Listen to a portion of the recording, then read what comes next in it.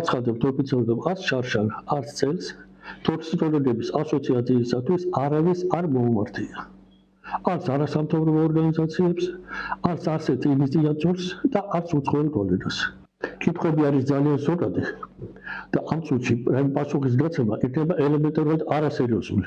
რასაკვირველია იყო მიმართვა, ოღონდ ეს მიმართვა ძირითადად განპირობებული იყო ფიზიკური დაზიანებებით, სხვადასხვა იყო პოლიცია მიმართავდა და იმითი. ცრემლიდან გამაღიზიანებელი აირით მოწამვლის გამო არ მიუმართათ საავადმყოფოში არავის, ვამბობ ოფიციალურ მონაცემს. საქართველოს დაცვენებებისათვის ამითი არ მიუმართა, მიმართვა არ არის. პირველი ნაბიჯი ეს არის, რომ განისაზღვროს რა ნივთიერება იყო და განისაზღვროს რა დოზით იყო. ეს ყველაფერი რაც ახასიათებს, რაც ეხლა გავრცელდა და აი ამ ციანიდის ნივთიერებაზე არის ლაპარაკი, ეს საინტერესოა და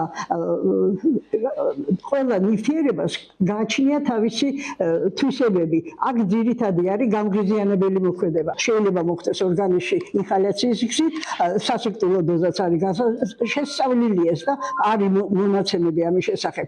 განზავების საკითხსაც ძალიან დიდი მნიშვნელობა აქვს, რამდენად, იმიტომ რომ იქ იმდენად ცვლად იყო ამის შეფრქვევა, რომ იქამდე ისიც კი შეიძლებოდა, რომ ნიადაგიდან და იქიდან აღებული იყო სინჯი და განსაზღვრული იყო.